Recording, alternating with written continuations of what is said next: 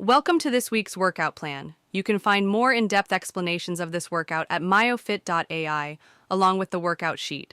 Subscribe to the site to speak with me, Coach Nadi, your real-time coaching agent. Time to jump into the pool. It's the beginning of the new year, so let's get back into the flow of things and improve our overall energy architecture. Due to the holiday break, we will train in this phase for 3 weeks.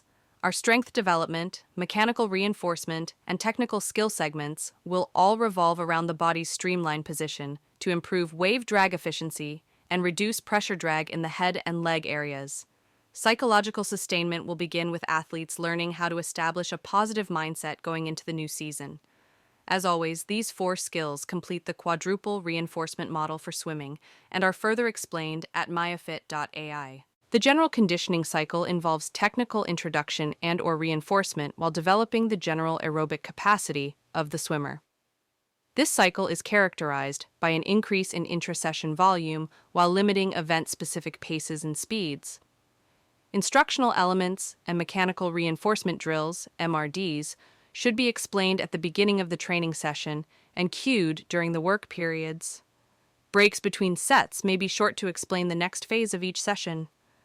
About 50% of the work this week will focus on developing the VO2 max capacity of our energy architecture. The remaining time will be spent on a couple MRDs that will help us reduce frontal and positional drag both underwater and on the surface, and the introduction of technical element number 1, the streamlined body position. Rest times will be short in this phase as the energy demands will stress the cardiopulmonary system more than the peripheral muscle. Strength development focuses on lengthening the anterior muscles of the shoulders, abdominals, and hip flexors to allow the swimmer to maintain a relaxed body line.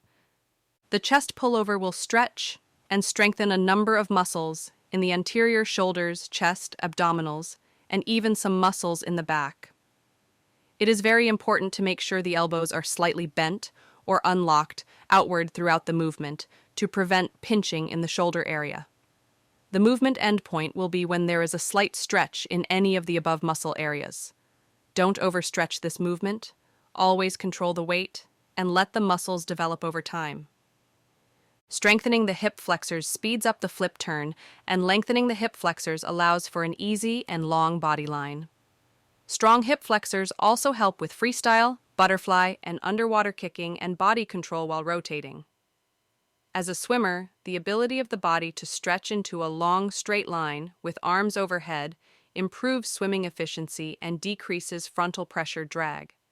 These are the 2 mechanical reinforcement drills that we will focus on this week. The head calibration drill. Move the head and chin up, down, left, right during the lap to feel an increase or decrease in pressure and identify the position that reduces frontal drag. The pressure from water should be at the very top of the head and not on the face, ears, or neck. Practice during both surface and underwater swimming. The pitch drill. Press the shoulders and chest down as the recovering hand enters the water. The feet and hips should pop up to the surface. Keep your head in a streamlined position based on the head calibration drill. Kick fast and small from the hips. Avoid overkicking by bending the knees and ankles, which may cause the feet to rise above the water surface. The streamlined body position is a fundamental aspect of swimming that focuses on enhancing efficiency by minimizing resistance in the water. This technique is crucial for reducing the number of strokes per length, thereby improving overall performance. This element focuses on body pitch and drag in the 4 competitive strokes. This alignment is critical as it reduces drag and allows for smoother movement through the water.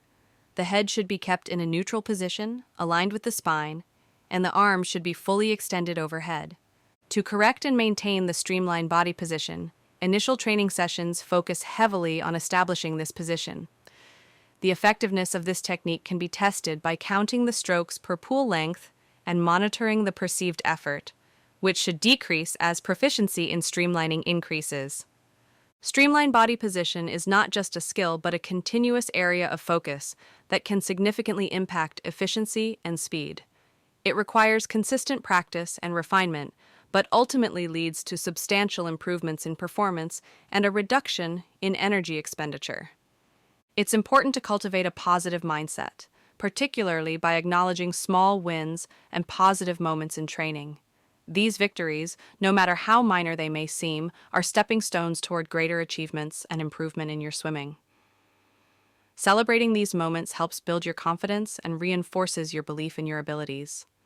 At the end of each workout, reflect on your progress and identify specific moments when you felt good about your performance, whether it was completing a challenging set, mastering a technique, or simply feeling strong in the water.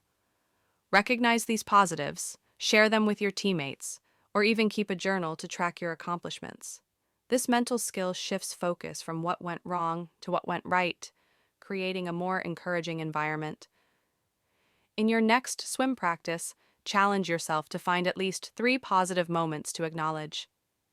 Here's the conditioning program for the week. The full training plan is linked in the description and at myofit.ai. The warm-up should be about 10 to 15 minutes of easy swimming with minimal breaks to heat the muscles and activate the cardiopulmonary system. The MRDs have been explained and should be at a moderate pace. Use fins if you need to increase your speed to feel drag pressure points. The prep set is used to find the appropriate speed for set 1. Each session will focus on increasing volume instead of increasing speed. If you need a break within the set, add a 1-minute recovery, but remember, finding a consistent pace and completing the set is the goal in general conditioning. Establish a positive mindset before you jump in the pool and remind yourself of what you are trying to accomplish during recovery periods. Have a great swim this week. If you need any help, you can talk to me 24/7 at myofit.ai.